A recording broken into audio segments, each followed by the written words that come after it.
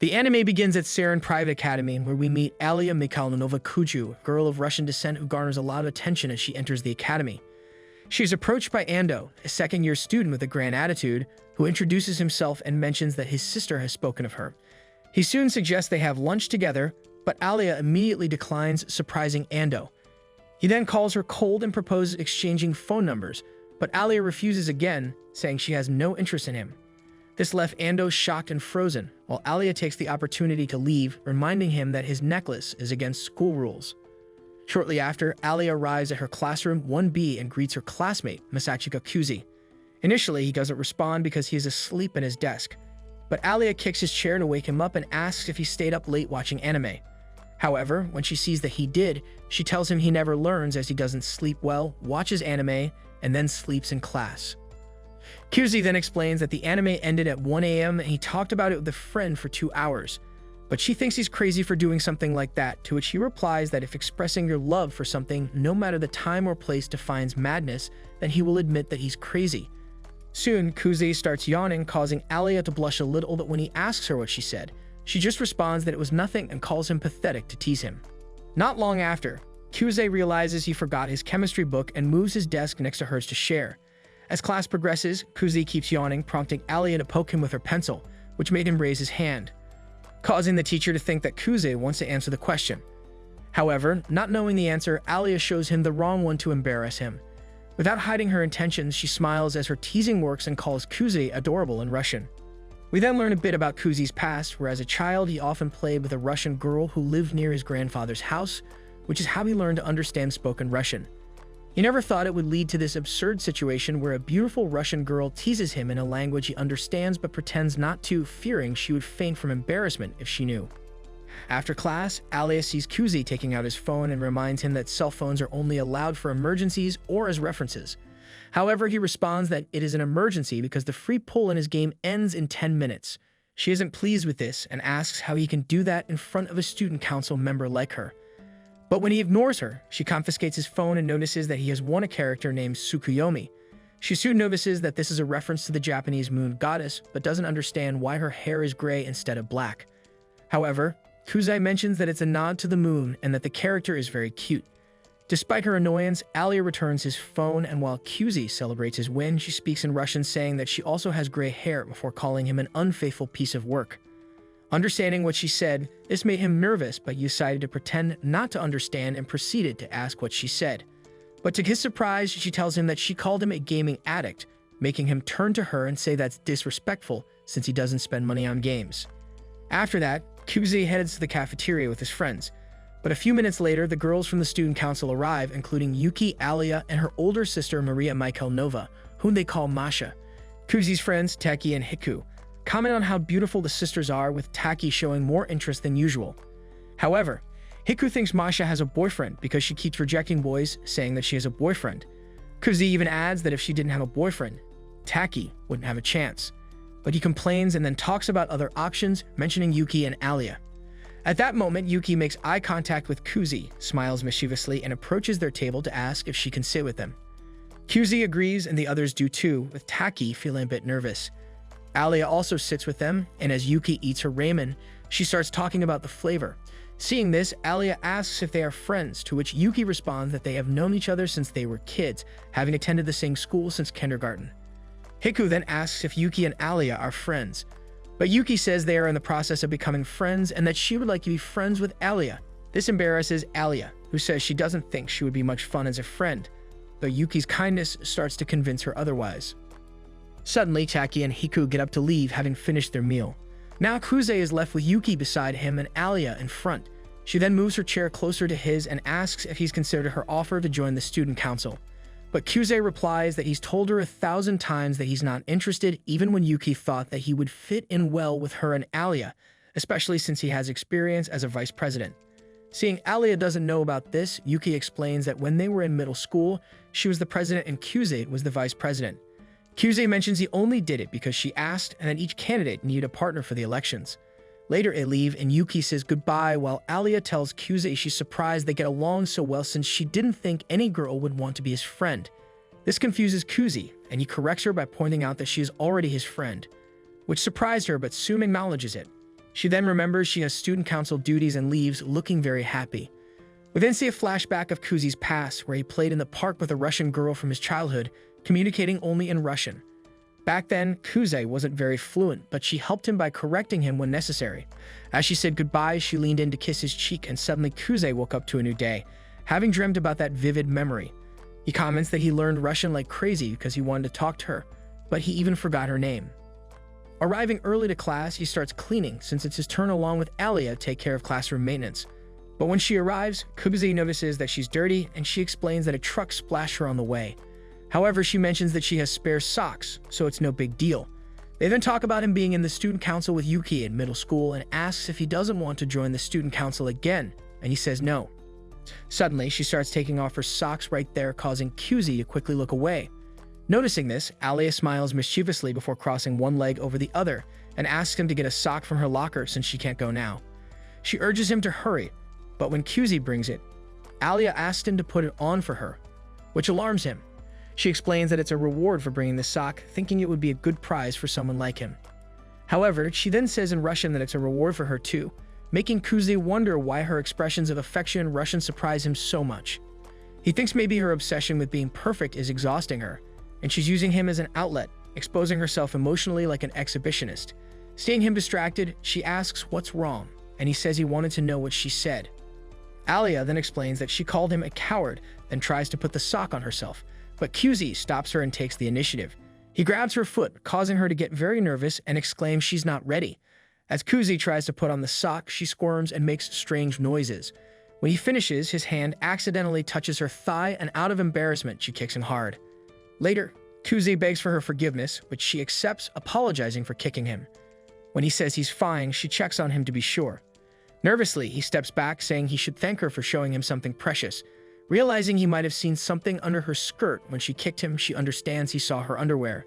Unable to take it back, Kuze bows and thanks her for showing him something wonderful, which makes Alya furious. She gets him and starts insulting him in Russian, feeling really offended and embarrassed.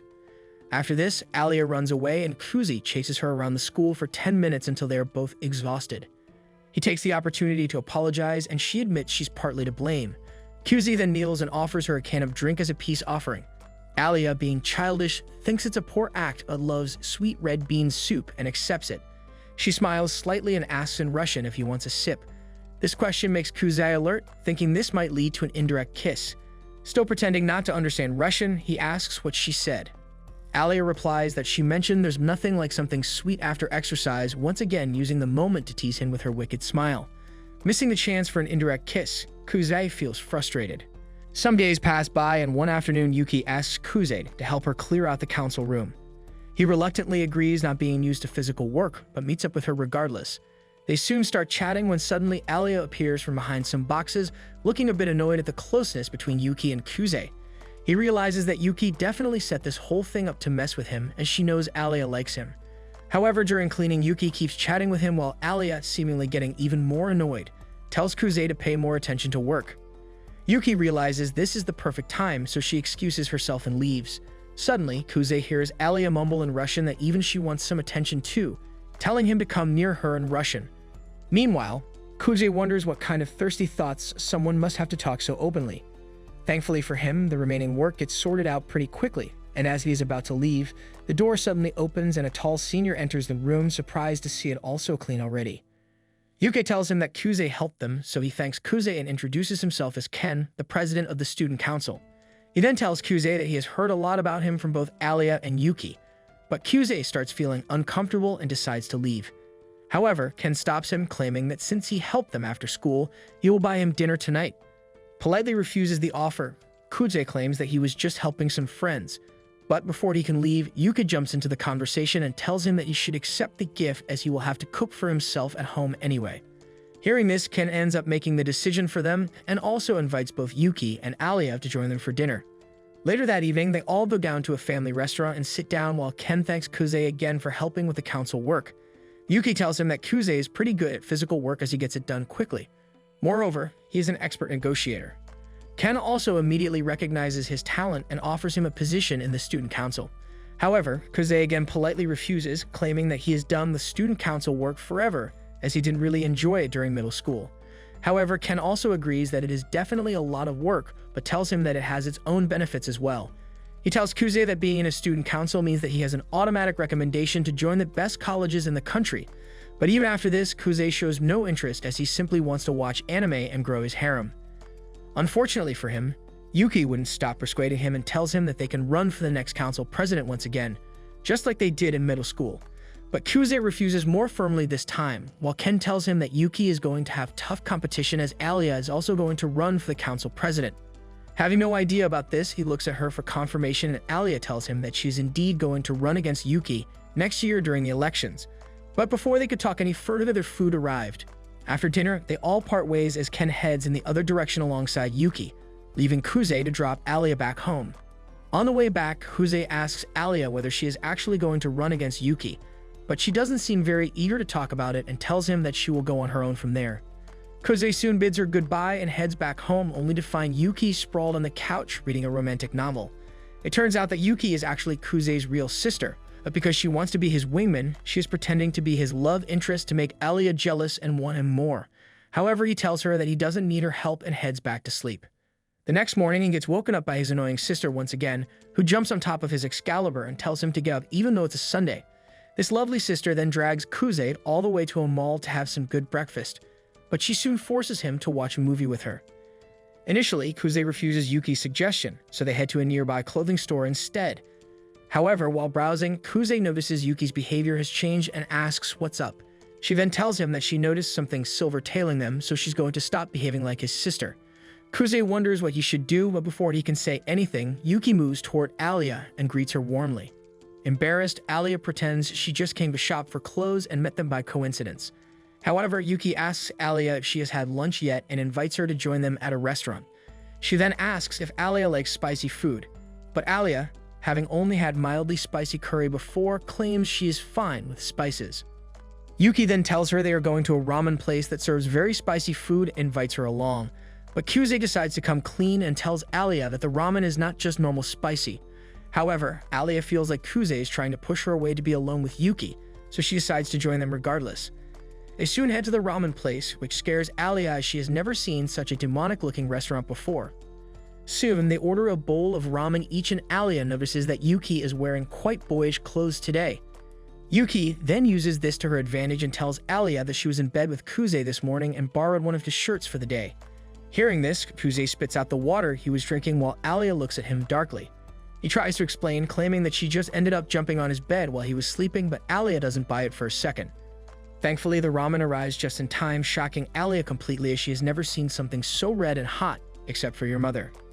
Yuki and Kuze seem fine with it, and Yuki tells them all to dig in before the noodles get soggy. Deciding she can't be left behind, Alya takes out her chopsticks, cools the noodles down a bit, and gulps them down. Immediately, the spice hits her, but she pretends to be fine. Kuze and Yuki start eating and don't find the spice too much as they are used to it. But Kuze soon hears Alya mumbling in Russian about how insanely hot it is and gets worried. He then asks her not to eat it, suggesting they can get something else for her. However, Alya insists she likes the heat a lot even though Kuze can see her tearing up and asking for help in Russian. Not long after, Yuki asks Alya what she thinks of the dish, but when Alya says she likes it, Yuki messes with her more by giving her hot sauce to add to her ramen. Kuze tells Alya not to do it, but she refuses to lose this battle, so she puts a small amount of sauce in her noodles and tries it again. This time, she screams loudly, unable to control herself, and runs out of the restaurant. The scene then shifts to Kuze and Alya alone in a park, asking if she's okay.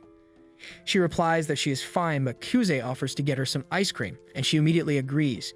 He gets her a triple scoop she likes much more than the hellish ramen.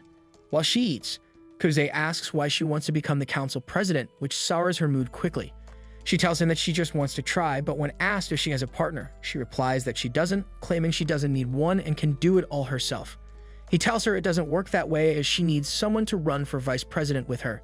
However, she continues by saying that she will find a random person and put their name down in the register and should be fine. Under her breath, she mumbles in Russian that she would want him to be her partner. She soon finishes up her ice cream and asks Kuze if he has any plans, as she wants him to help her shop for some clothes. Kuze agrees to help, claiming they are friends, which surprises her a little. She wonders if he is feeling pity for her, because he thinks she doesn't stand a chance against Yuki. Determined to blow his mind with her fashion sense, she angrily walks into the changing room but gets cold feet, thinking, what if he doesn't react at all? Nevertheless, she still comes out of the room, and to her surprise, the moment Kyuze sees her, he immediately compliments her, saying the dress makes her look even prettier than usual. This blows her mind as she silently closes the curtains and starts panicking, while on the other side, Kyuze starts feeling embarrassed about the cringy lines he just spoke. However, Alya decides to keep it going, so she starts changing her dresses one by one, giving a full-on fashion show to Kyuze, who compliments each and every dress, making her feel even better. She finally decides to try something a little more revealing and opens the curtains to pose, only to see that Yuki has also arrived.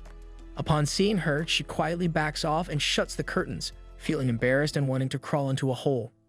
Later that evening, they head back together on the train, but Alya is still too flustered to talk. Finally, Yuki and Kuze's station comes, so they bid her goodbye and get off the train. There, Alya starts cursing herself for wearing something so skimpy, thinking Kyuze will now see her as a nasty girl. But suddenly, she came to the realization that both of them got off the same station. That night, Alya returns home looking a bit down. She is immediately greeted by her sister, Masha, who hugs her and asks how her day was. However, she replies lazily that it was fine and heads to her room. Masha, not easily fooled, asks if something happened since Alya isn't acting like herself. She soon takes a deep breath and explains that she just came back from meeting Kuze and his childhood friend. Realizing this is about a boy, Masha smiles and asks Alya if she likes him. But Alya quickly defends herself, insisting that they are just friends and nothing more. Hearing this, Masha continues to laugh and asks how this guy managed to capture her heart, given that she never liked being friends with lazy slackers and always preferred perfectionists. The scene then shifted to 6 years ago in Russia, where she had a group project about local businesses. She eagerly divided the work among her friends and meticulously planned everything out, aiming for their report to be the best in the class. There, she followed the schedule perfectly and collected data on several businesses alone on Sunday. However, when she returned to school on Monday, she discovered that none of her friends had even started.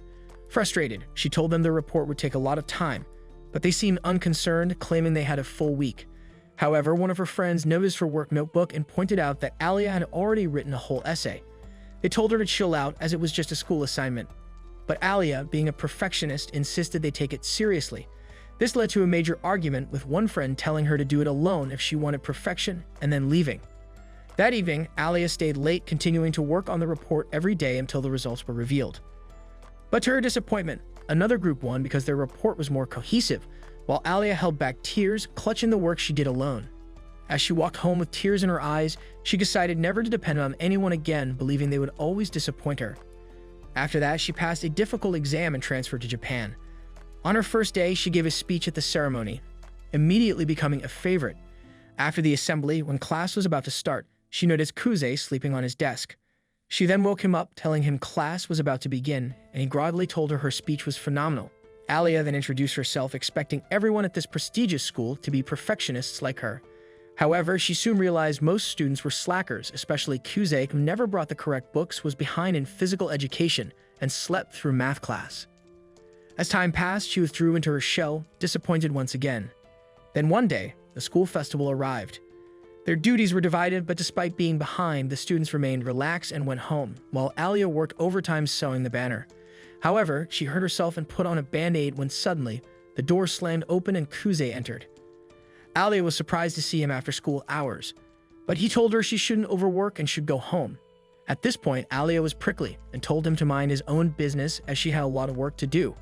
But Kuze reassured her not to worry, explaining that he had used some connections to get permission to stay overnight in the school to help.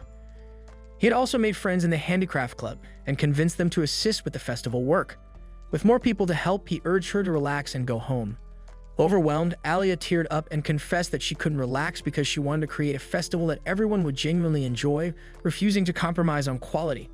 However, Kuze told her she was putting all her efforts in the wrong places, suggesting that if she had focused on convincing everyone else to work together, it would have reduced her workload and involved all the students.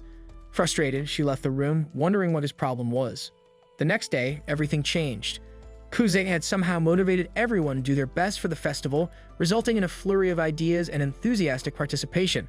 Students started staying late, working together, and having fun, and slowly, Alya began to open up to her classmates. Surprisingly, on the day of the festival, their attraction was a huge hit, winning the Best Attraction award by a large margin. The festival ended with a student dance where Alya found Kuze sitting alone. He asked why she wasn't dancing, noting that everyone would want to dance with her. But she said she didn't want to because every boy kept bothering her about it. Kuze laughed and told her that people were calling her the Ice Princess because of her attitude. However, Alya wasn't thrilled about the nickname, saying it made her feel like people thought she was born with everything, even though she had worked hard for her achievements. Alya then apologized for lashing out at him the other day and asked if she could do anything to show her gratitude. Initially, Kuze told her it wasn't necessary, acknowledging her efforts, but he soon wished for one thing: to call Alya by her first name. Just then, a group of boys appeared, pressuring her for a dance. Seeing this, Kuze took matters into his own hands, grabbed her arm, and asked her for a dance as her way of thanking him. Back in the present, Masha commented that it sounded like the start of a beautiful love story. Alya, however, kept on insisting they were just friends, but Masha wasn't convinced, smiling knowingly. The next morning, Kuze went to the student council to cover for Yuki, who was absent. There he met Masha, who mentioned she had heard a lot about him and needed help shopping for supplies. Kuze agreed, and as Masha thanked him and grabbed his hand, she felt a sense of familiarity. She asked for his full name, and upon hearing it, she realized something but kept it to herself. She then tried to test Kuze by switching to Russian, but Kuze tried to play it off. At the shopping mall, Masha got distracted by some stuffed toys, buying a cat plushie and considering a lion with glasses for the council president. However, Kuze advised against it, saying the president wouldn't like it.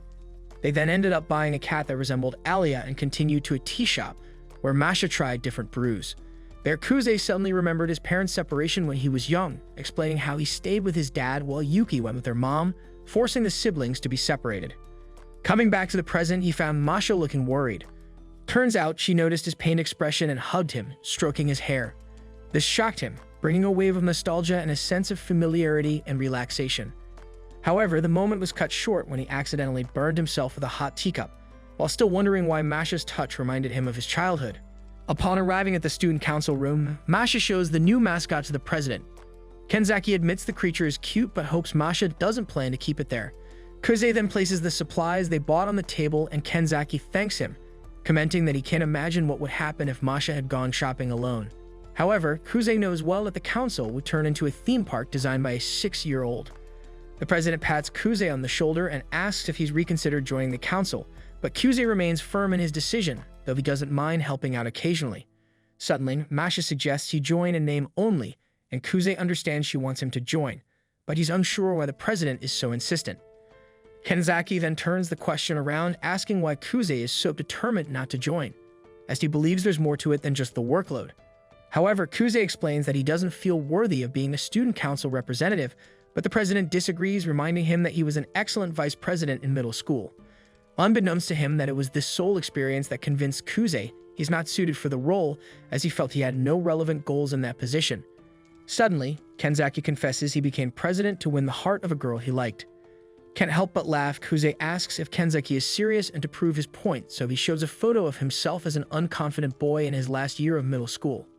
Just 2 years ago, he had bad grades and hated sports in school, until he fell in love with one of the prettiest girls in the class, now his girlfriend and vice president, Sarah Chizaki.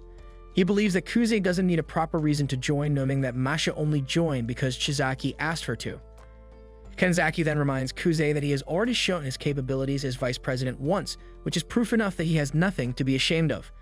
This comment brings Kuze back to the memory of his election in middle school, where his sister had asked him to stay by her side, but he thought it would be too much trouble. Faced with this, Kuze says he'll think about it, so Kenzaki notes that having time to think is a privilege of youth. Reflecting on the proposal, Kuze asks where Alya is. Turns out she was sent to mediate a dispute between the baseball and soccer teams.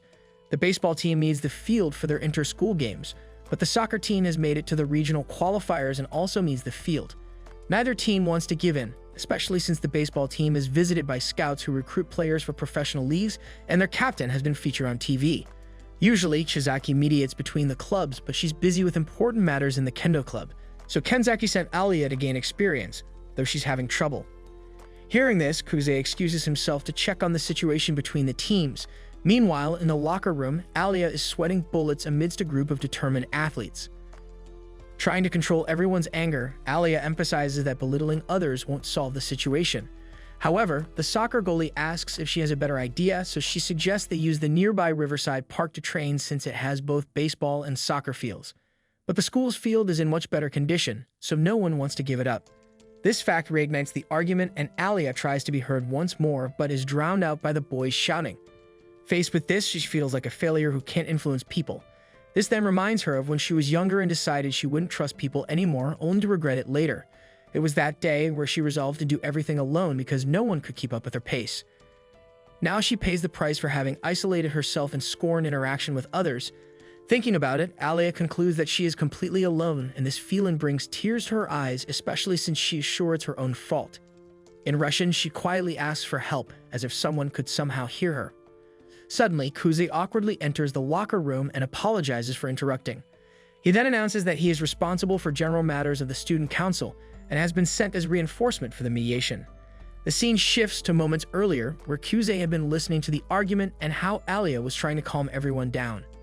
He realized that her approach wouldn't work because both sides were too heated, so it would be good for the council to buy some time to start over. Despite this, Kuze believes it's a good experience for Alya. He then turns to leave until he hears her asking for help in Russian. But before entering the locker room, he thinks that this is why Alya is always alone, as she only says important things in a language no one understands. When he gets into the locker room, one of the baseball players recognizes him as the former vice president during elementary school. There he arrives with a bang and emphasizes that the big question is who gets the school field and who goes to the river. He then suggests that the baseball team take the river since they have fewer players to move. In exchange, the soccer team, which has more people, will send some to help with the process. Still, the soccer players don't want to cooperate, and the baseball team won't budge either. So the soccer assistants offered help with the relocation, calming everyone's nerves. With the terms agreed upon between both parties, the matter is officially resolved. Kuze then asks the captain from each side to attend the student council with their formal requests. Later, when returning to the council room, Kuze apologizes to Alya for thinking he might have run over her in the middle of the discussion. However, she didn't see anything wrong but wanted to know why he made that proposal, because it seemed like he knew the assistant would offer help. Moreover, Kuze was staring at the assistant the whole time during the discussion. He soon explains that the girl is dating the captain of the baseball team, and as the team leader he had to stick to his convictions even if he wanted to help his girlfriend. What Kuze did was give the girl a little nudge by looking directly at her and instigating a decision from her. Considering that, as the baseball captain's girlfriend, she wouldn't feel out of place helping. On their way, Kenzaki approaches the two and asks if the case was settled. But upon knowing that it was resolved, the president thanks Alya for her help, making Kuze imagine that it was all planned to make him intervene in the mediation on purpose. Having no reason to lie, Kenzaki admits that was the plan and asks if Kuze has made up his mind. However, this time, Kuze changes his mind and makes himself available. Happy, Kenzaki calls the new member to the council room. But on the way home, Kuze confesses that he doesn't like the feeling of being tricked, but believes it's time to accept his fate, because all his actions pushed him toward the student council. Alya asks if Kuze will join the presidential election with Yuki, noting that if it's true, she won't give up on becoming president, even if it means facing both of them. Remembering how determined Alya is, Kuze knows well that she won't give up because she's an unwavering force. However, suddenly, he states that he will make her president because he doesn't want Alya to be alone anymore. Therefore, from now on, they are on the same side. Saying this, he extends his hand, and Alya wipes her tears and reciprocates the gesture. Then she surprises Kuze with a phrase in Russian that makes his heart race. This reminded him of when he was a child playing with his Russian friend. He felt the same thing, and now he discovers he can feel it again. Suddenly, Alya crushes his hand and asks if he was thinking about another girl. This causes Kuze to confess in shock and soon realizes he committed the second biggest mistake a romantic comedy protagonist could make in a confession. Alya then quickly assumes that the boy was thinking about Yuki, but before he can deny it, he gets another tight squeeze on his hand. Finally, she slaps his face in exchange for forgiving him for the mistake.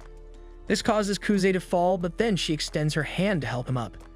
As they walk home, Kuze confesses that it's the first time he's been slapped by a girl and believes it gave him experience as a man.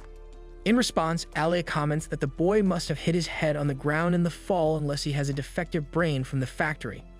At the building's door, the Russian girl asks if Kuze wants ice to put on his face, but he says he's fine since he doesn't feel anything on the left side of his face. But to his surprise, Alya kisses the right side and says goodbye.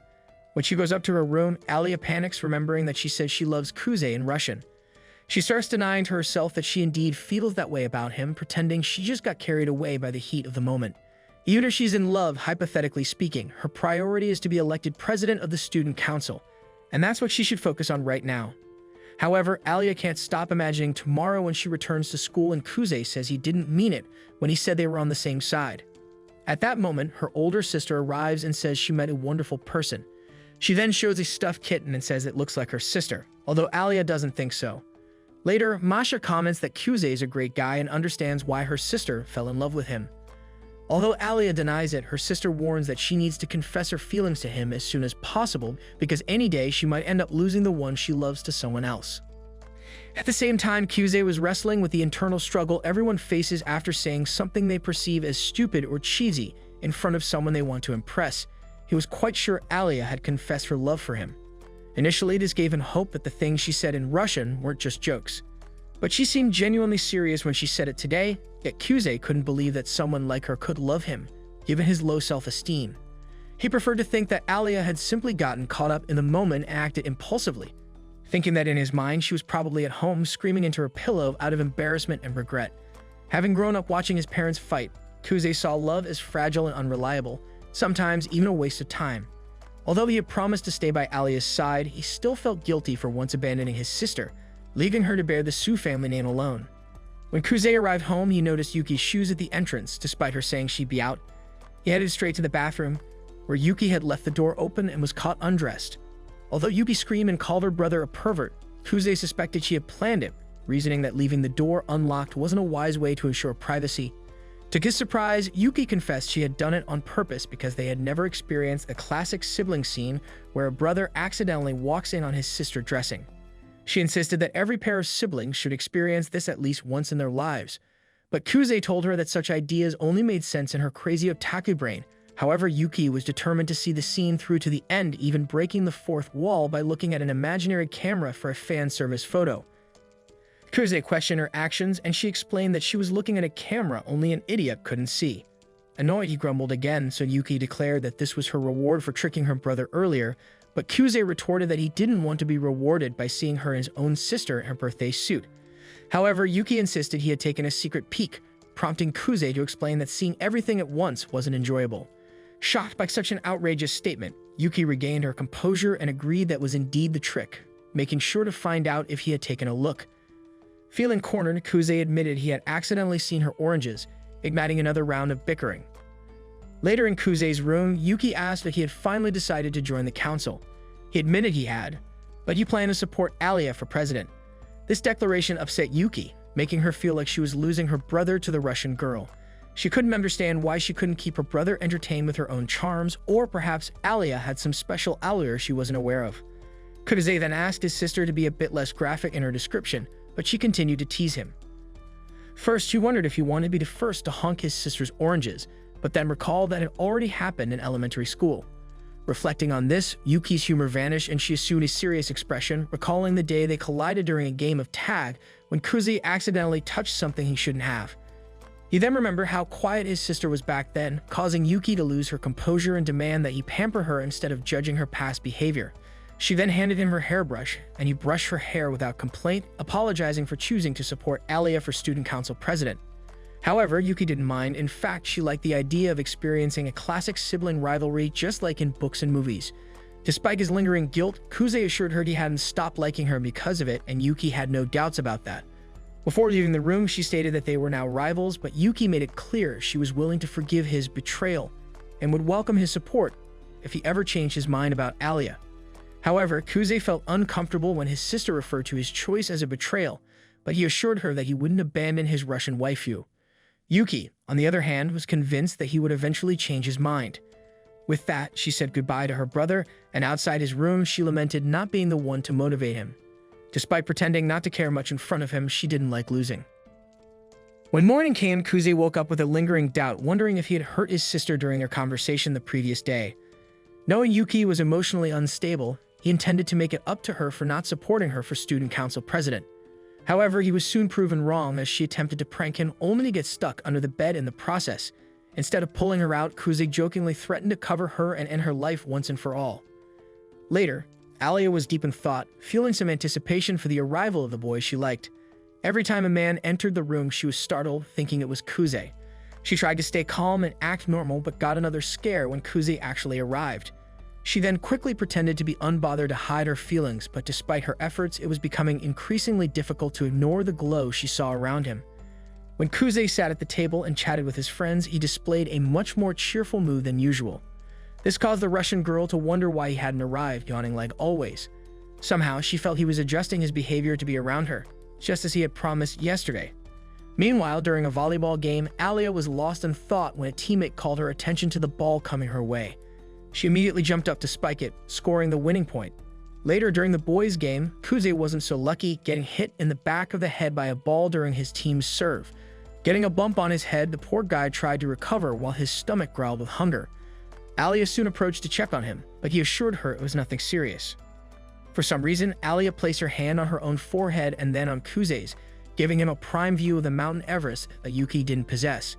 At that moment, he recalled his sister's strange talk about this and swallowed hard with embarrassment. Then Alya tied her hair up, revealing the edge of her armpit, driving the boy even crazier. Soon after, Alya asked why he was acting this way, and he pretended it was nothing. She then stood up and suggested he drink some water, which he did, accompanied by Alya.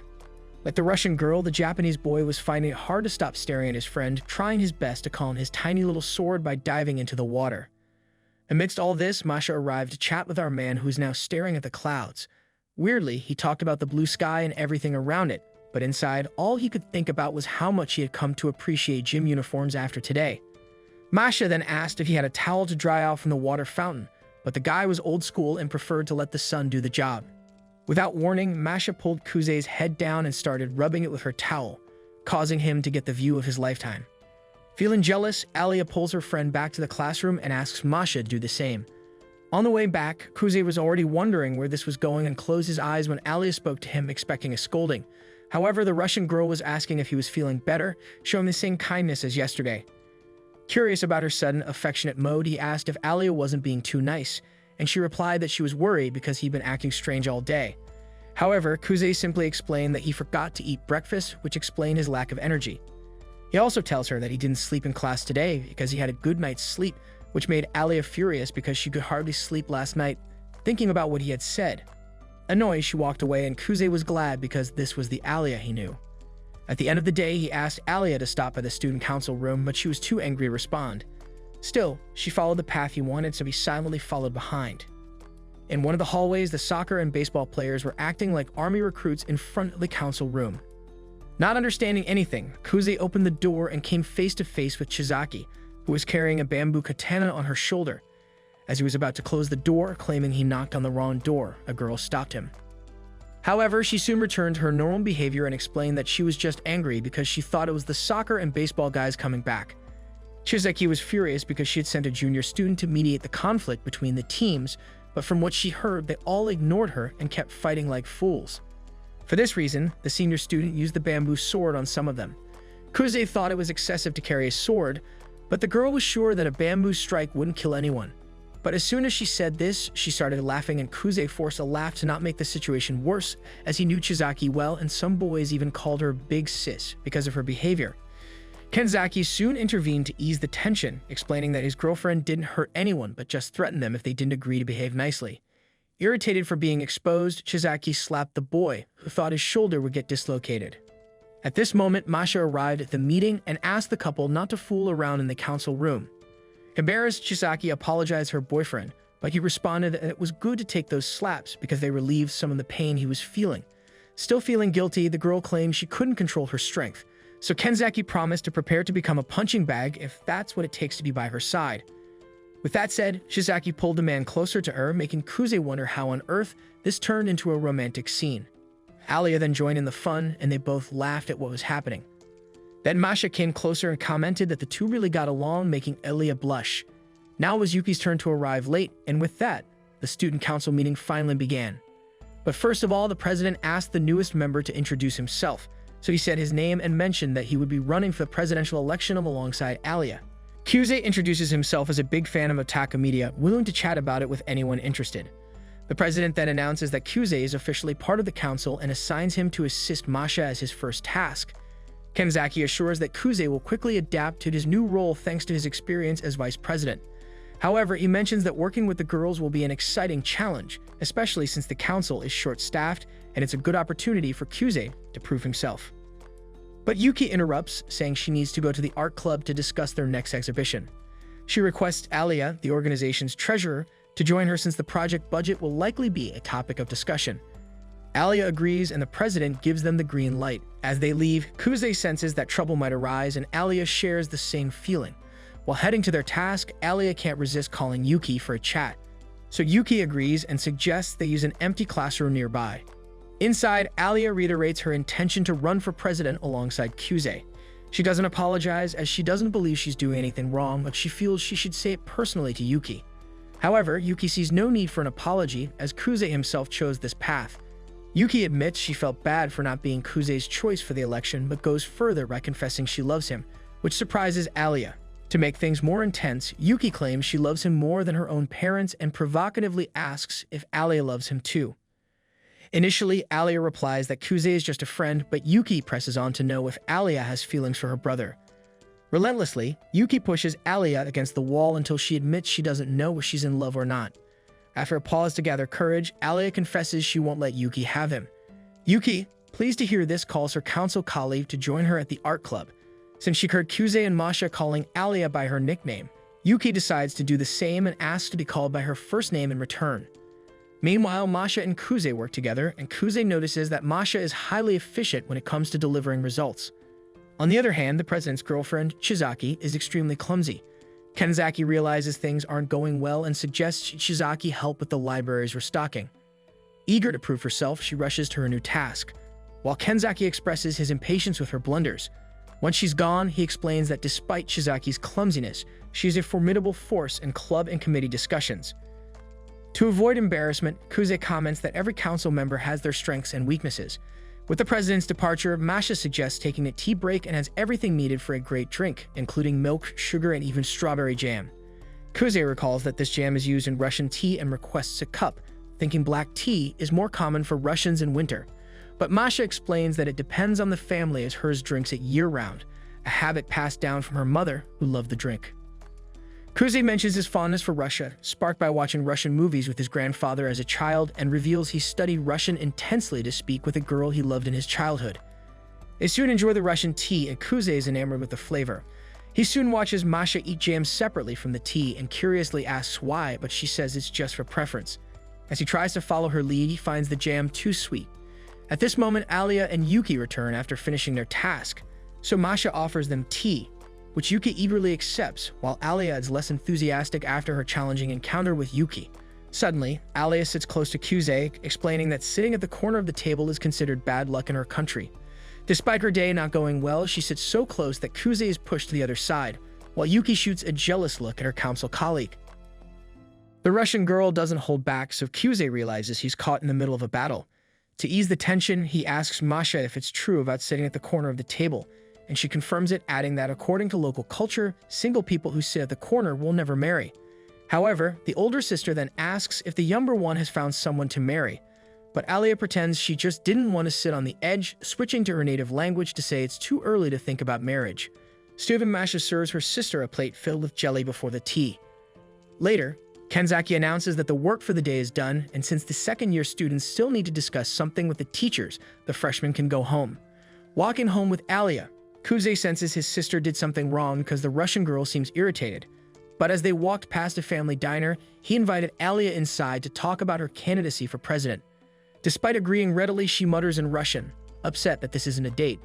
Inside the diner, Kuze asks why Alya looks annoyed. She claims to be just tired, but soon asks if he's dating Yuki. Kuze seriously responds that he's not and takes the opportunity to advise Alya. He explains that Yuki is just having fun with her to see her reactions. Putting that aside, he brings up the candidacy issue, making it clear that at this rate, they won't be able to beat Yuki, who is very popular. Remembering when he ran against his sister years ago in another school, Kuze recalls that there were 6 competing tickets, unlike the 3 in his current school. In that election, out of the 12 people who entered, half dropped out of the Children's Congress a bit before the election. The Congress is a debate contest held by the students, as if the school's baseball and soccer teams couldn't agree and had to debate in the Congress to decide. When this Congress presents presidential candidates, it becomes a preview of the election, and once they debate their policies and one side wins, the winner usually becomes the favorite for the student council race. Anyway, this race gets filtered down until only a few candidates for the student council presidency remain. But when Yuki began to stand out, everyone dropped out of the race against her. While Kuze explains all this, Alya bites her straw in anger and tension, only realizing it much later since she seems more focused on her homeland than on the conversation. He asks if she's listening, and Alya pretends she's just fascinated by the ice cream and gets distracted. In reality, she's furious about how her friend is acting, giving so much credit to the brash Yuki and practically declaring her the president in advance. Not wanting to look bad, Alya insists on the ice cream business and offers some to her council colleague. He prefers to get a new spoon, but Alya doesn't want to bother another waiter with such a trifle, practically shoving the spoon into the boy's mouth. She insists this is very common in Russia. As soon as Kuze tastes the sweet from the spoon that had been in Alya's mouth, he realizes this is a classic case of an indirect kiss. Everyone around looks on with expressions of shock and excitement at this unique scene until Kuze sees Taniyama passing by but says nothing about it. Returning to the election topic, he mentions that to defeat Yuki, they need a campaign that attracts students to his side.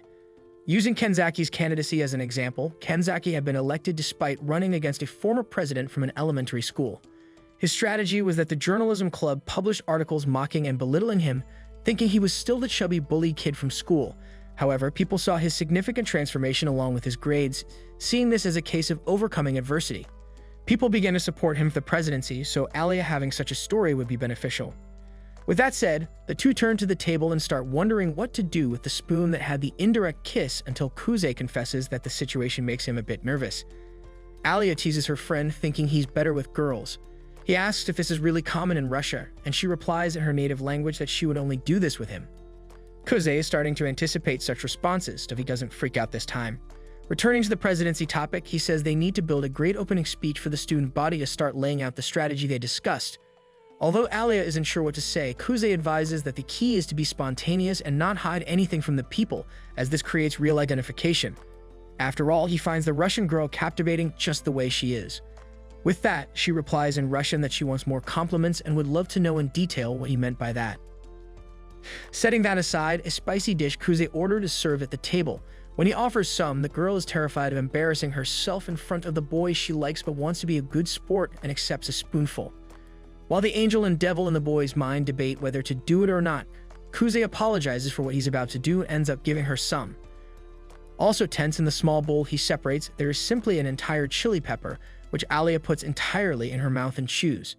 Naturally, the reaction isn't great, to the point of calling her friend an idiot in Russian. On the way home, the poor girl is still all spicy but pretends to be okay. However, what burns inside her most is the desire to beat Yuki in the election. Regarding this, she wants to know who her rival would choose as vice president, but Kuze thinks it doesn't matter much. However, as it would have to be someone who has been on the council, maybe she would choose Taniyama, which would be bad news since that girl went to the end in the elementary school election and won alongside Yuki at the time. Speaking of which, Kuze remembers that Taniyama gave up becoming president that year.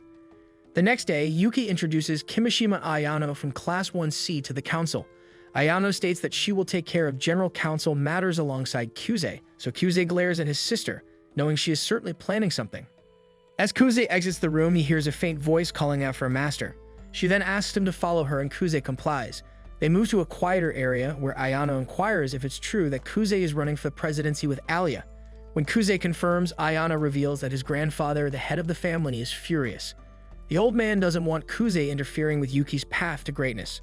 This angers Kuze, reminding him of how his grandfather had disowned him when he left the family and insisted that his relationship with Yuki be kept secret.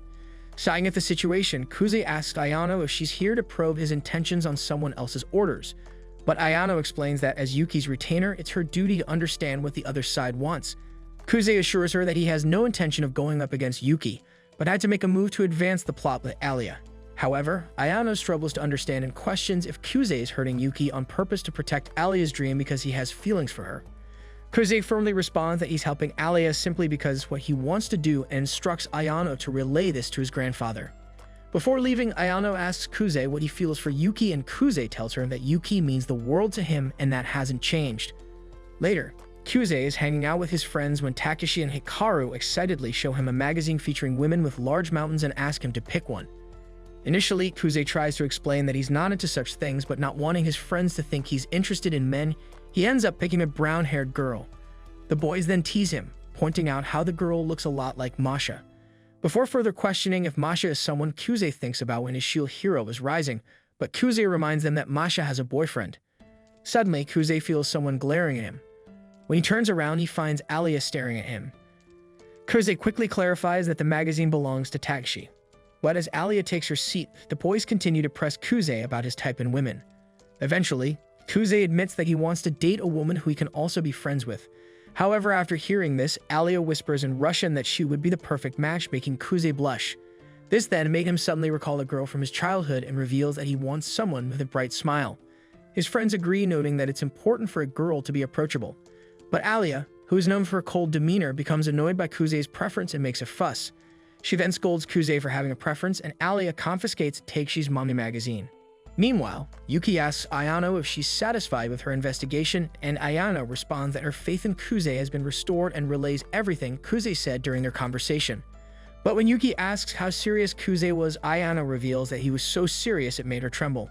Surprised, Yuki asks if Ayano is interested in Kuze, but Ayano clarifies that she respects him, just like how she respects Yuki. Before leaving, Ayano tells Yuki that Kuze said that she remains the most important to him. But overwhelmed by this, Yuki admits that she was about to lose her composure, but is reminded that this isn't an H-rated anime.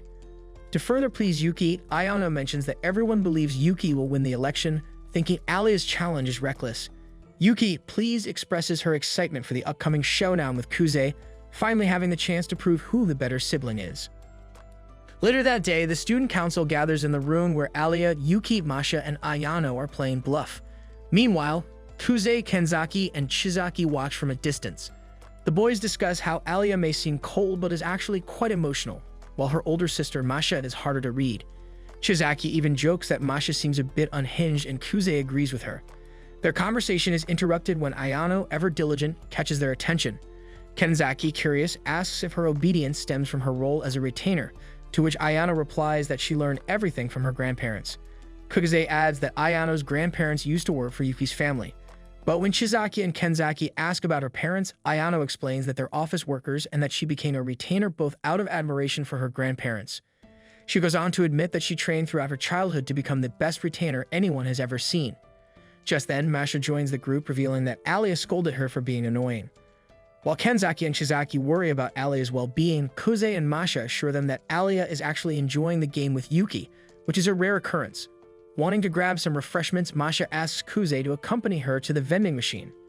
After collecting everyone's orders, the two head out. On the way, Masha thanks Kuze for supporting Alya in her bid for the presidency. Kuze brushes it off, but Masha insists it's a big deal, as Alya is very competitive and now has someone to rely on. Curious, Kuze asks Masha if she deliberately hides her competitive nature from Alya.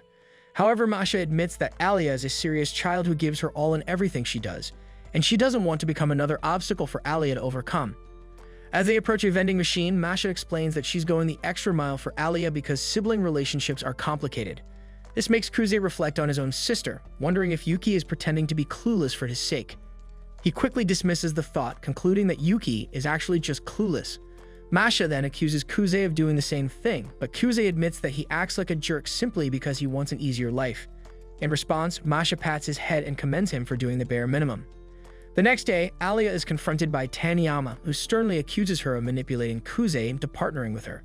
Stunned by the accusation, Alya becomes speechless until Kuze, noticing the commotion, intervenes and demands that Taniyama apologize for her inappropriate words. Instead, Taniyama calls for a general meeting, determined to have Kuze expelled from the student council committee. The next morning, Kuze and Alya head to the student council president to discuss their encounter with Taniyama. The president is puzzled by this, noting that Taniyama is a well-respected and intelligent student, making her a formidable opponent in any debate. Alya remains unfazed, but Kuze points out that they have nothing to gain since Taniyama isn't even running for president. However, Alya argues that debating Taniyama would be a valuable opportunity to showcase her skills and ideology to the student body, potentially gaining more support. Later that day, Kuze and Alya review their strategy. Kuze tests Alya by listening to her responses to possible accusations from Taniyama until he's confident in her preparation. Just before they leave, Alya asks Kuze if Taniyama dislikes him. Kuze, looking slightly distant, replies that he believes they respect each other and that there's no bad blood between them. In fact, Taniyama was a good friend of his during middle school. Alya is surprised and asks why Taniyama would oppose him now. Kuze explains that Taniyama probably thinks he's just trying to stir up trouble in the elections. From Taniyama's perspective, Kuze is abandoning Yuki at her peak to support another candidate, seemingly just to create obstacles and make the election more interesting, something Taniyama disapproves of. The next morning, as they head to the auditorium, a yellow-haired girl named Mia, who is Taniyama's friend, approaches them. She seems to know Kuze and casually tells them to relax before walking ahead. Alya isn't fond of Maya's demeanor, but Kuze notes that Maya is very popular among the students, which makes her opinions influential. Alya realizes that someone with connections can be a threat, but Kuze reassures her to focus on the debate first. The auditorium soon fills with students from all classes, buzzing with gossip about the elections. But Alya starts to feel nervous, overwhelmed by the thought that the students might think she's unworthy of the position. She begins to spiral, reflecting on how she's never formed meaningful connections with anyone. However, Kuze snaps her out of it by asking about her cup size and reminding her that her real opponent today isn't Taniyama, but the ideal version of herself that she aspires to become. He then proceeds to assure her that if anything goes wrong, he'll handle it. This calms her down, and soon they take their positions as the debate begins. Ken introduces both sides and asks the opposition for their views. Taniyama steps up to the podium and, instead of targeting Alya, directs her argument at Kuze. She claims that the current student council members are selected solely by the president and vice president, leaving room for corruption, nepotism, and favoritism. She argues that students who have never accomplished anything, who have average grades and are poor in sports, suddenly find themselves on the student council, gaining a higher status than students who have worked hard to achieve something.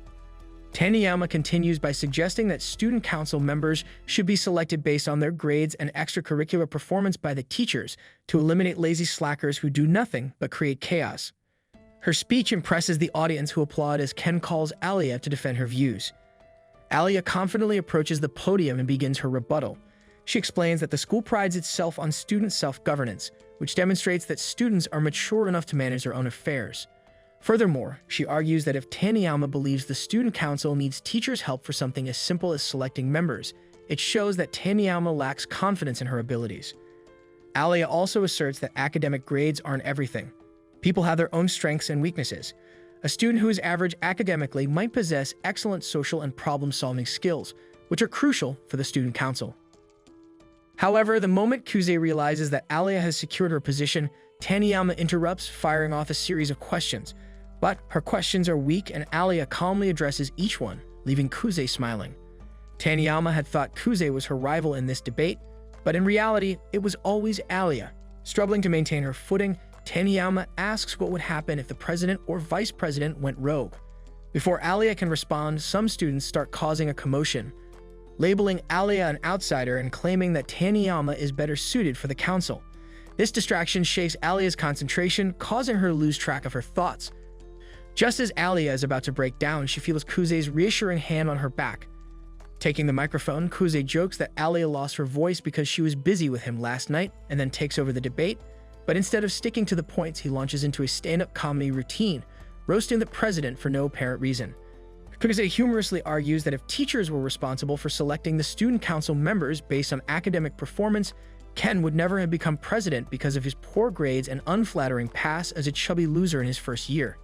He adds that the student council values passion and talent, which allowed Ken to grow into the beloved president he is today. With that, Kuze drops the mic, leaving the audience waiting for Taniyama's response. However, Taniyama, not wanting to face further ridicule, runs off with Alya following close behind. Alya catches up with Taniyama, who is in tears. Taniyama reveals that she had been shipping Kuze and Yuki together, but felt betrayed when Alya appeared and Kuze chose her over Yuki as if it meant nothing. This angered Taniyama, who had always admired Yuki for defeating her in the middle school presidential elections. For Kuze to pick Alya over Yuki felt like a confirmation that Alya was better than her. Understanding Taniyama's mindset, Alya advises her to seek help from a psychologist before returning to the auditorium, where she discovers that the debate has concluded and that she has been declared the winner. When Alya tells Kuze about Taniyama's confession, Kuze reflects on how fierce a competitor Taniyama was during middle school.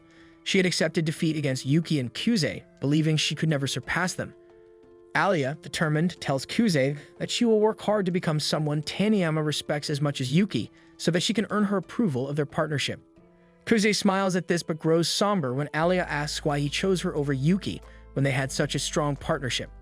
He recalls how he was forced to be separated from his sister and had wanted to make it up to her by supporting her throughout life, but decides to keep this information hidden.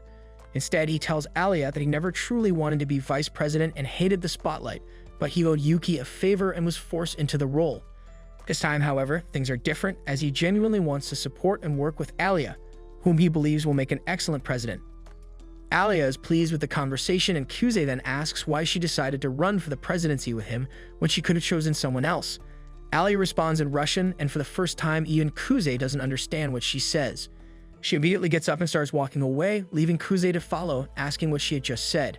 As night descended on a luxurious mansion, Yuki's family was deep in conversation with Yuki about the recent conference where Kuze Masachika had debated against Taniyama. Colonel Sanders recalled that this same girl had fiercely competed with Yuki until the final moments of the elementary school presidential election, so he had high expectations for her. However, he was surprised she backed out mid-debate, but Yuki simply remarked that she must have had her reasons. Colonel Sanders understood that whatever her reasons, they lent legitimacy to Kuze's campaign. In any case, he reminded Yuki that she must not lose regardless of who her opponent might be. Yuki acknowledged her grandfather's words. He emphasized that while she might not be as naturally talented as Kuze, at least she understood that with great gifts come great responsibilities that Kuze had abandoned. Despite his unmatched talents and privileges, Kuze had thrown it all away, making it imperative that losing to him was not an option.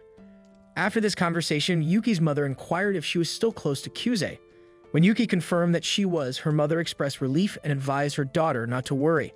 Later, behind her bedroom door, Yuki asked Ayana for a hug, but just a hug wasn't enough. Yuki rubbed her face against her mommy mountains until she felt better. The next day at school, the boys commented on Kuze's excellent performance at the conference. Kuze noticed that Alya was as distant as ever, so he mentioned that the guys wanted to hear more about her exploits from the previous week. However, the boys didn't seem eager to start a conversation with the Russian girl, so Kuze kicked the desk of the friend sitting in front of him, giving him the hint. This friend then asked Alya if she had written her own speech, and she replied, somewhat surprised, that she had. The boy praised her speechwriting skills, and soon the others joined in the conversation, until two of them insulted Taniyama for leaving the debate midway. Hearing this, Alya stood up angrily and left. Kuze followed her to the student council room to see what was bothering her, sensing that the ridicule of Taniyama had really upset her. The Russian girl turned around to defend her debate opponent, but Kuze interrupted, saying they both knew why she did what she did. Above all, they had done nothing wrong. They had competed fairly, so there was no need to worry about what others said about Taniyama. Alya understood Kuze's point, but felt it wasn't really a victory since their opponents had simply given up. Kuze pointed out that if the plan was to help Taniyama recover, it would mean sacrificing their victory at the conference. Still, he scratched his head and admitted that what mattered was doing what was right. Alya then expressed her intention to help Taniyama, gaining Kuze's support. He argued it was better to address it now than to keep putting it off, adding that it would make the closing ceremony smoother. Even so, Alya feared causing too much trouble for Kuze, but he reassured her that he would be by her side no matter what, which touched her deeply. At that moment, Kuze noticed an office chair swaying and realized someone was hiding under the desk. Kenzaki and his girlfriend had squeezed into whatever space they could to avoid being seen, but ended up giving themselves away. Kuze thought it looked like something out of a romantic comedy, but as a good underclassman, intended to pretend he saw nothing. The problem was that another romantic comedy scene began to unfold when Alya took a step forward. Desperate to distract her, Kuze quickly ordered Chizaki and the student council president to come out of hiding and made them promise that everyone would pretend they hadn't seen or heard anything. The two in hiding thought this was a brilliant idea. Afterward, Kuze and Alya left the room, and Alya was so embarrassed that she pretended to remember a responsibility and bolted out. Meanwhile, in Maya's classroom, the girl was chatting with her friends about fashion while they all stared at their phones, a scene that made Kuze roll his eyes, certain he couldn't join in on the conversation. One of Maya's friends invited her to a party at her house on Sunday, but Mia was feeling down because exams were coming up. Still, she joked that she was just kidding and confirmed her attendance at the party. At that moment, she noticed Kuze watching and called out to him, embarrassed. Kuze preferred not to explain his presence in front of everyone, so he met with Mia in a vacant room. Once there, she teased him, saying he didn't need to make such a big deal out of asking her out. Surprised, Kuze asked if she would actually like that. With the same bravado, she replied that she was single and even liked him, but had never dated someone she truly liked, as if she didn't fully understand love and romance. Kuze didn't want to get involved, but since he was already involved, he commented that she shouldn't be so carefree if she didn't mean it. She responded that Taniyama had told her the same thing, but with a slap as a bonus. Kuze then noted that people at school were bad-mouthing Taniyama, so it would be good to do something to change that. Maya found it amusing that Kuze would come to her about it, given that she saw the two of them as enemies. In fact, she confessed that she had even infiltrated the audience. Kuze was surprised that she would risk her friendships like that, but she replied that she didn't care about losing any friendship other than Taniyama's. Kuze assumed that people like Taniyama, who possessed a burning inner drive, must be completely incomprehensible to someone like Mia. Mia added that someone who shines with a brightness one lacks will always be attractive. In fact, she believed that both she and Kuze were unhappy cynics, clinging to their more radiant partners. With a smirk, she joked that they should concoct an evil scheme right then and there. Kuze, however, preferred to stay on the good side and suggested they spread a rumor to explain Taniyama's abrupt exit from the debate that day. Maya pointed out that doing so might cast doubt on Kuze's victory, but he was already aware of that.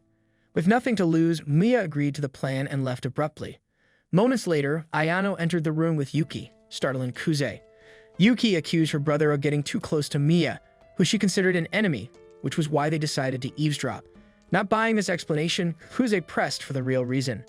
Yuki admitted she was just pretending to have a secret meeting, not realizing a real secret meeting was happening. To make matters worse, Alya appeared at the door, catching Kuze chatting with her opponents. She immediately frowned. Kuze quickly asked her not to jump to conclusions, but Alya, pretending everything was fine, left while cursing him in Russian. Yuki teased her brother, saying it was like someone going to deliver a thank you meal but accidentally revealing a sinister secret about the one who had helped them so much. In a flashback, Taniyama saw Mia with a boy and confronted her, noting that this was a different guy than before. Maya, uninterested, replied that he was her boyfriend now, so she didn't see a problem with it. However, Taniyama slapped her, saying Mia sold herself too easily and should value herself more. Remembering this, Mia touched her face, thinking her friend shouldn't have been so angry. When Mia returned to the classroom, the first thing she did was spread the rumor that Taniyama had fled the debate because she was mad at her after finding out Mia had planted spies in the audience.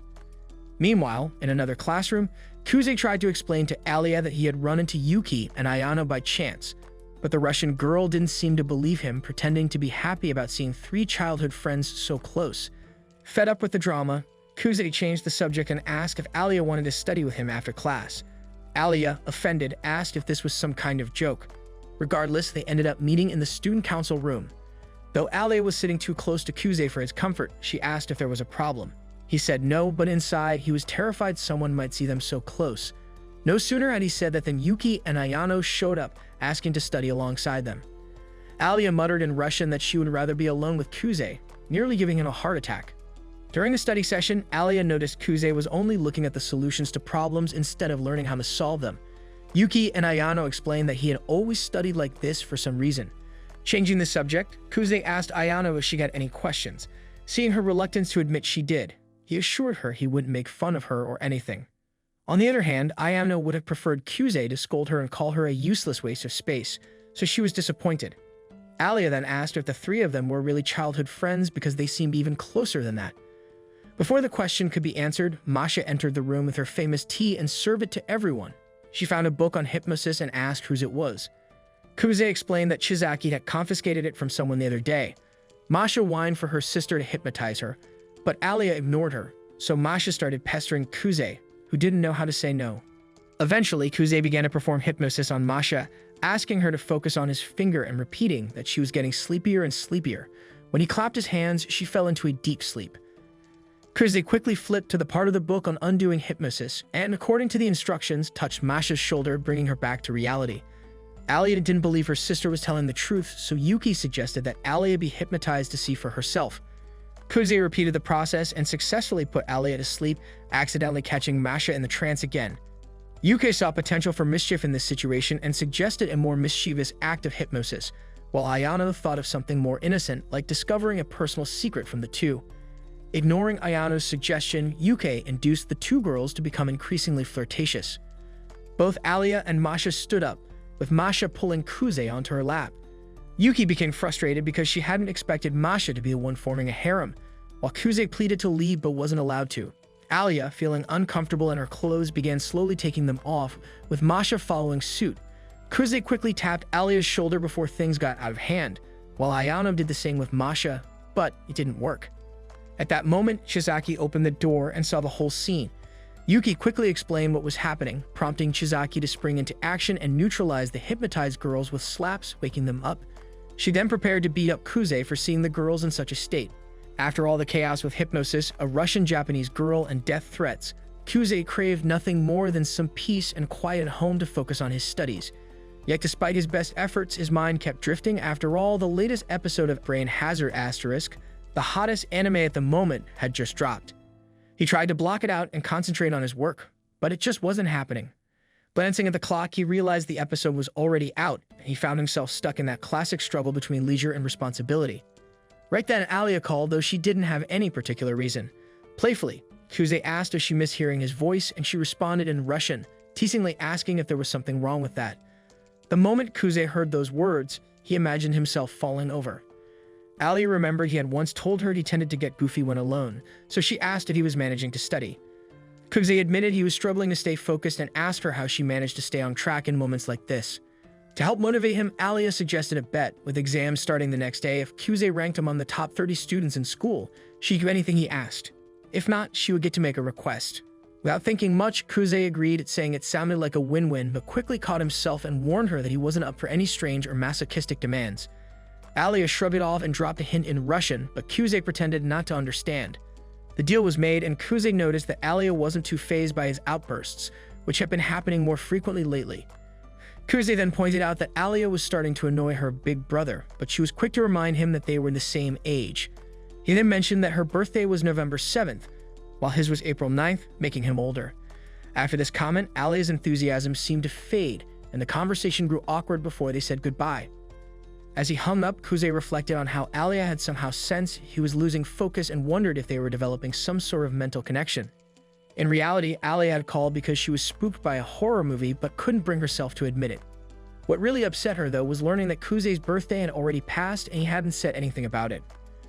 5 days later, Kuze complimented Alya on her exam performance, but she responded with a hint of coldness.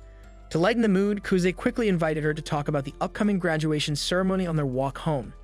As they walked, Kuze noticed Alya hadn't teased him in Russian once since their last phone call. Curious, he asked why she'd been acting differently, and Alya admitted she hadn't hidden her feelings as well as she hoped. Kuze acknowledged that she'd done a great job concealing them, but he still picked up on something. Seizing the moment, Alya asked if he cared enough to notice. He reassured her that he did because she was important to him. His words softened her, and her cheeks flushed as her inner turmoil had been driven by the need for reassurance. Still, she wanted to know why Kuze hadn't invited her to his birthday, so she gathered the courage to ask. Kuze explained that he hadn't thrown a party at all, assuming celebrating birthdays wasn't a big deal outside of Russia. In fact, he hadn't had a party since elementary school. Sensing the tension, he asked if she had really wanted to celebrate his birthday with him. Alya defensively explained that in Russia, not being invited to a birthday meant you weren't valued in someone's life anymore. Kuze wasn't fully convinced, but invited her to celebrate his belated birthday to show he valued their friendship. The next day, they met in town for the belated celebration. It was hot, but Kuze figured it was better to dress lightly than to wear their long-sleeve uniforms. Alya mentioned the student council president was working on getting cooler uniforms for the school. As they walked, Kuze noticed people staring at Alya and couldn't help but remark on how she seemed to attract attention. Alya nonchalantly replied that it was just the cost of being beautiful. Kuze imagined that she got hit on a lot when she was alone, and Alya confirmed it, adding that she often responded in Russian to make them give up. Kuze was relieved she didn't entertain any of them, and Alya teased him for being a bit possessive, almost like they were a couple. Kuze sheepishly admitted that he could get that way on dates, which embarrassed Alya, who had just realized she was indeed on a date with the boy she liked. She commented in Russian that it was her first time, though Kuze wasn't sure if she meant her first time with him or her first date ever. They soon arrived at a restaurant that was usually expensive but had great lunch deals. Once inside, Kuze explained how the graduation ceremony worked. First, student council president candidates would present their goals, followed by their running mates explaining why they supported their candidate. Then came the most crucial part. Although it wasn't a formal vote, the audience would applaud for the candidate they wanted to win. Alya asked if it was possible for a candidate to receive no applause at all. Kuze explained that it was, though he didn't think anyone could compete with Yuki's popularity. Their goal, he said, was simply to keep the gap as small as possible. Alya found Kuze's strategy too defensive, though he viewed it as a realistic take on their current situation. His plan was for their team to give their speech before their competitor, believing that the first speaker usually gets a more subdued reaction as the crowd weighs its options. This way, if Yuki outshone them, they would have an excuse. Alya wasn't impressed with the idea and shot Kuze a sharp look. To lighten the mood, Kuze jokingly asked if she'd rather play dirty by messing with her opponent's heads. That softened Alya a little, and Kuze eased the tension further by assuring her that Yuki wouldn't stoop so low since she was nothing like Mia. Curious, Alya asked what he meant by that, but their food arrived before he could answer, and they shifted their focus to celebrating Kuze's belated birthday. As they ate, Alya wondered aloud if Kuze had started the rumor about Mia himself, but he jokingly passed the blame to her. Either way, the rumor had effectively silenced the issue with Tanama, though it had also overshadowed the results of the student congress. Alya regretted that, but thanked Kuze for prioritizing her during the ordeal. Flustered, Kuze turned away, and for the first time, Alya switched to Japanese, teasing him by saying he looked cute when embarrassed. She then offered him a piece of meat to feed him. The people around them seemed to tense up, expecting a romantic moment, but Kuze casually ate the meat, noticing that Alya didn't seem to mind using the same fork afterward. After the meal, Alya gave Kuze a mug as a gift. Jokingly, Kuze pointed out that it looked like something couples would buy in pairs. Alya blushed and confessed that he was right. She already bought the matching mug for herself. Hearing this, Kuze nearly lost his composure but managed to hold it together, determined not to fall completely for the Russian girl. Back at school, while waiting for their turn to meet with the teachers and parents, Kenzaki brought up the proposal for summer uniforms.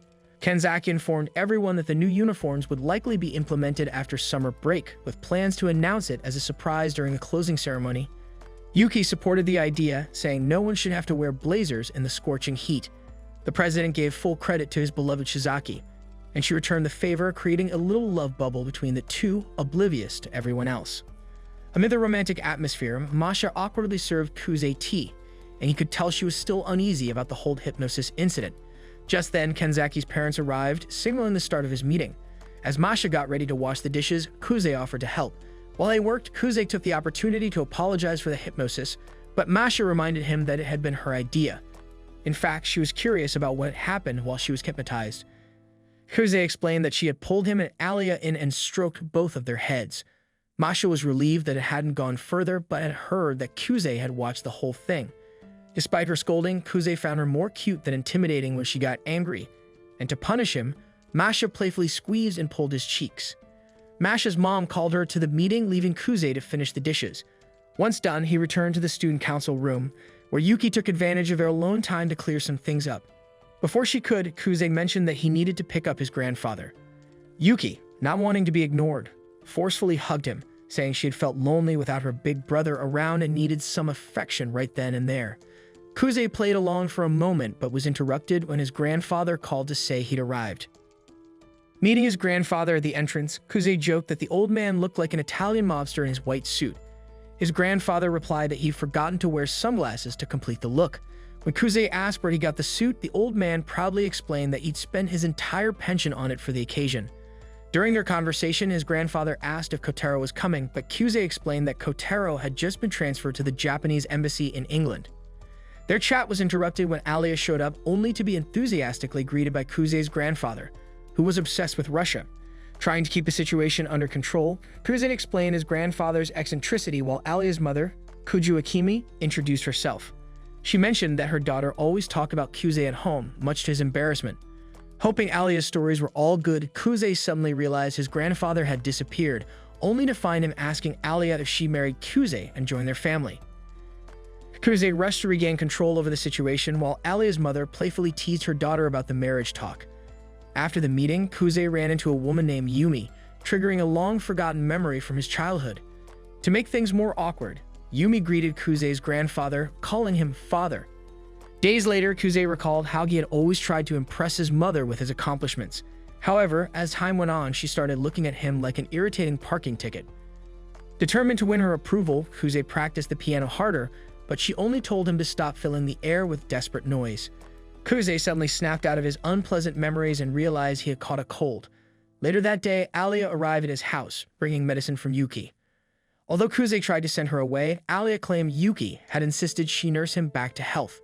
Before Kuze could cast a hex on his sister, Alya's Russian half came through, admitting that she had lied. Once inside, Alya surveyed the room and couldn't hide her feelings.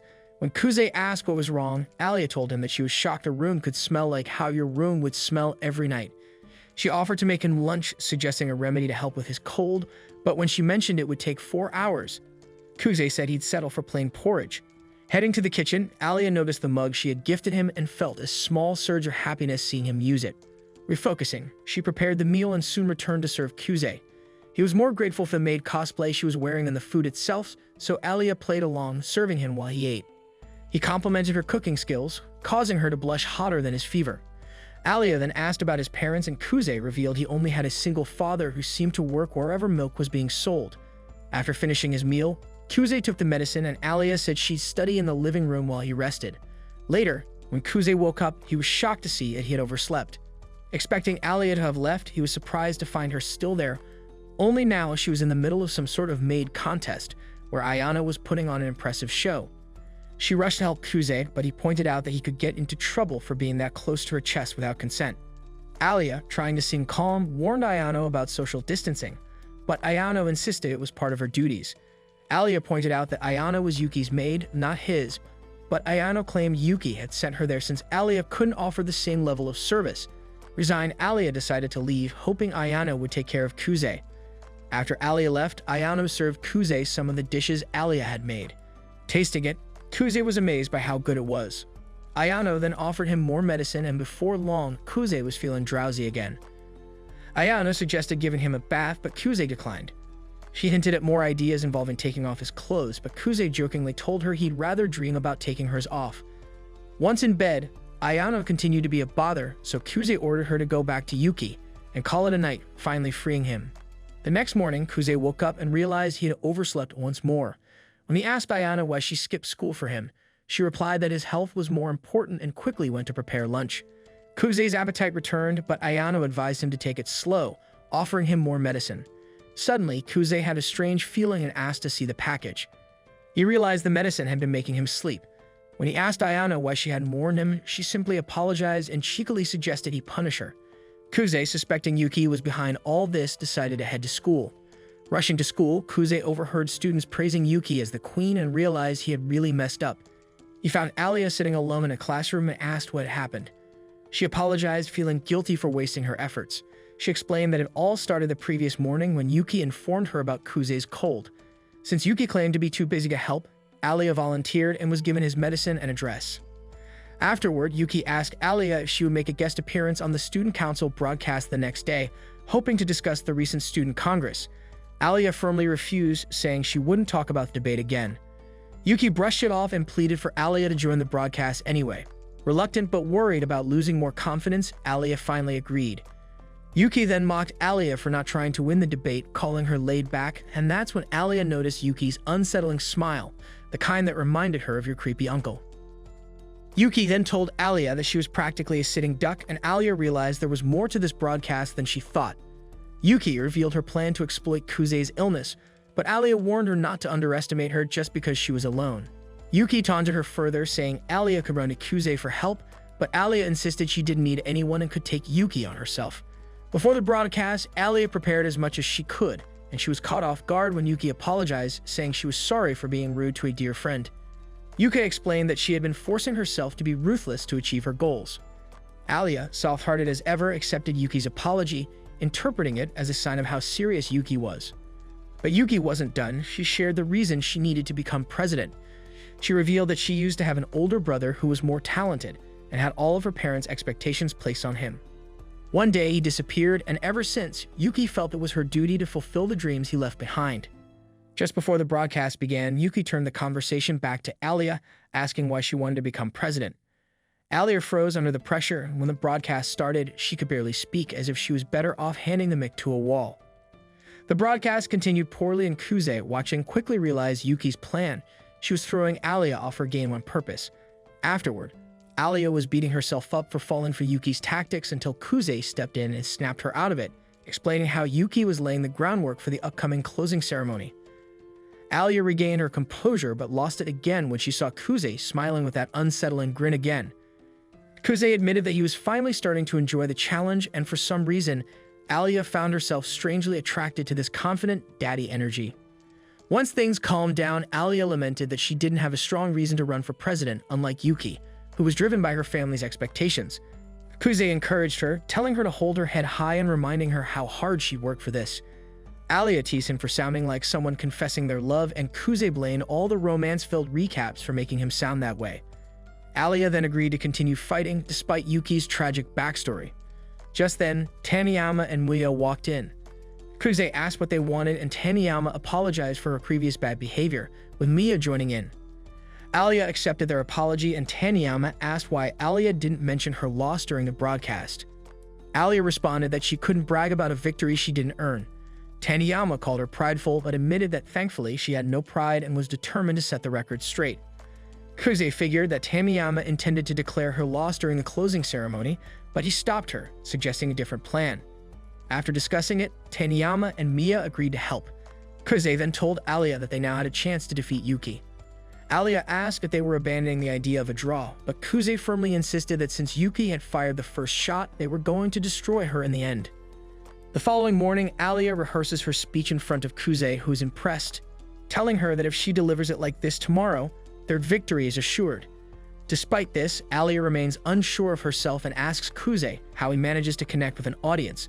Before Alya can respond, Yuki enters with Ayano and immediately begins trying to undermine Alya's confidence. As Kuze tries to prevent the situation from escalating, Alya confidently tells Yuki to prepare for defeat, promising to crush her with tomorrow's speech. Yuki then turns to Kuze, asking if he's upset with her for taking advantage of his illness. Kuze dismisses her concern, comparing her to a dog that needs to be patted on the head for daring to bite him, warning that he'll teach her not to try it again. Before tensions rise further, Kanzaki and the rest of the council arrive, announcing it's time to decide the speaking order for tomorrow. The coin toss is entrusted to the elegant Masha.